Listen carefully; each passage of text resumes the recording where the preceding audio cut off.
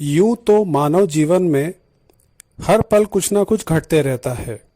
कभी सुखद तो कभी दुखद, कभी आशा तो कभी निराशा, कभी पुण्य तो कभी पाप।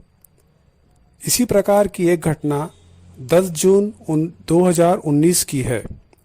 इंदौर साइबर सेल के एसपी जितेंद्र सिंह ने साइबर सेल के अफसरों और कुछ सहकर्मियों को अपने केबिन में बुलाकर इंदौर के किसी क्षेत्र में छापा डालने के बारे में बताया। छापेमारी में कोई चूक न हो, इसके लिए हर पुलिसकर्मी की शंका और उसके समाधान के बारे में 4 घंटे तक मीटिंग चली।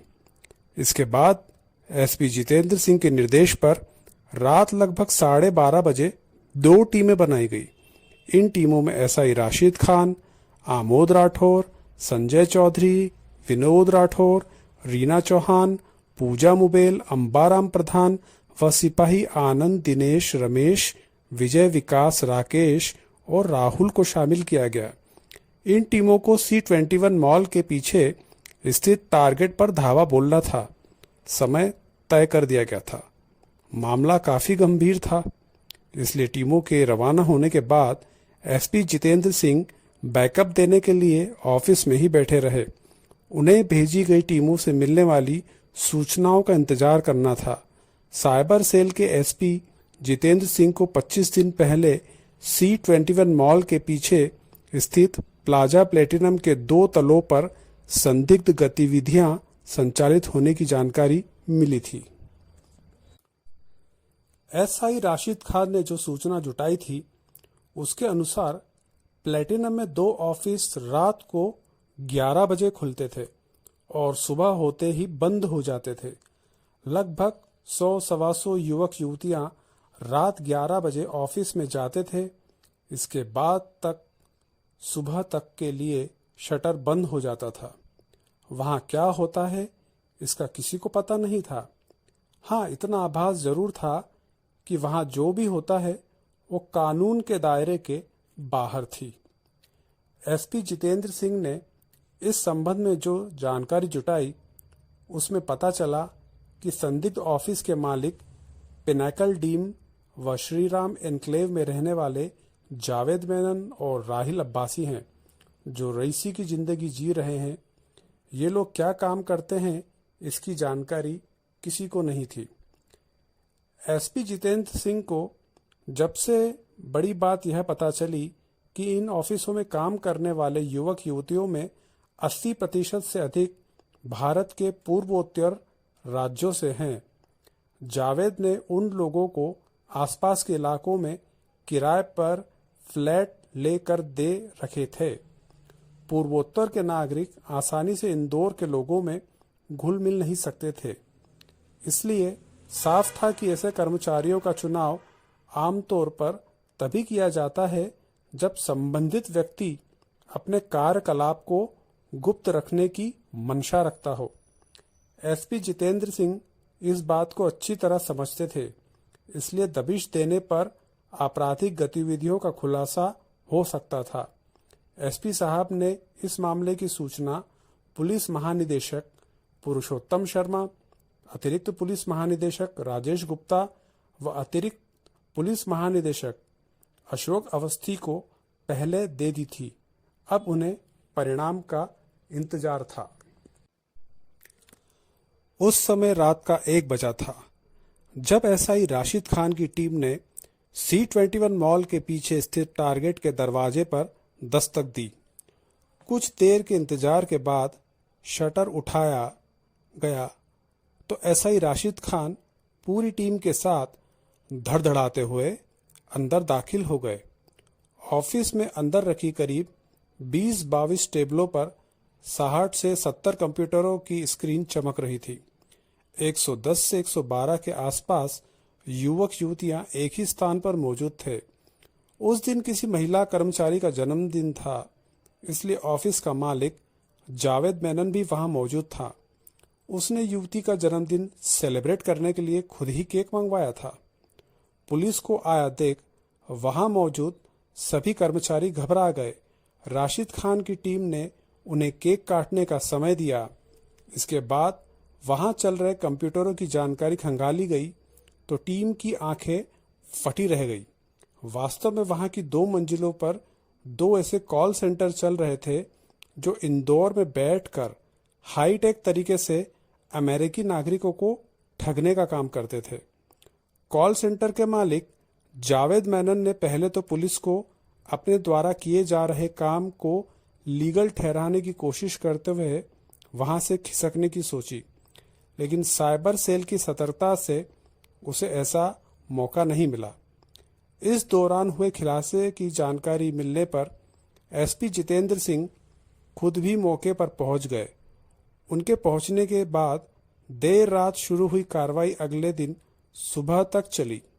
इस कार्रवाई में जावेद मेनन और उसके राइट हैंड शाहरुख के साथ 8 लोगों को गिरफ्तार कर लिया गया, जिनमें पूर्वोत्तर राज्यों की रहने वाली लड़कियां भी शामिल थीं। पुलिस ने कॉल सेंटर से 60 कंप्यूटर, 70 मोबाइल फोन, सर्वर और अन्य गैजेट्स तथा लगभग 10 लाख अमेरिकी नागरिकों का डाटा बरामद किया। गिरफ्तार आरोपियों से पूछताछ में स्थिति साफ होने पर उनके खिलाफ 468, 467, 471, 420, 120 बी आईपीसी और 66 डीआईटी एक्ट के तहत मामला दर्ज किया गया था। गिरफ्तार किए गए सभी 80 युवक युवतियों को 2 चार्टर्ड बसों में भरकर अदालत ले जाया गया और उन्हें अदालत के सामने पेश किया गया, जहां से पुलिस ने पूछताछ के लिए जावेद मेनन, भाविल प्रजापति और शाहरुख मेनन को रिमांड पर ले लिया, जबकि नागालैंड, मेघालय, राजस्थान, गुजरात, महाराष्ट्र, उत्तर प्रदेश, दिल्ली और हरियाणा सहित 10 राज्यों के रहने वाले 75 युवक युवतियों को जेल भेज दिया गया। जावेद मेनन, भाविल प्रजापति और शाहरुख मेनन से पूछताछ के बाद उनके office Divya crystal, platinum plaza, घर पिनाकल डीम और श्रीराम एनक्लेव में छापा मारा गया। करीब 5 घंटे की तलाशी के बाद पुलिस ने वहां से फर्जीवाड़े से संबंधित ढेरों सामग्री जब्त की। इसके बाद पूछताछ में तीनों आरोपियों ने जो बताया, उसके आधार पर पता चला कि जावेद मेनन और उसका दोस्त राहुल अब्बासी मूल रूप से अहमदाबाद के रहने वाले थे। दोनों 2018 में इंदौर आए थे।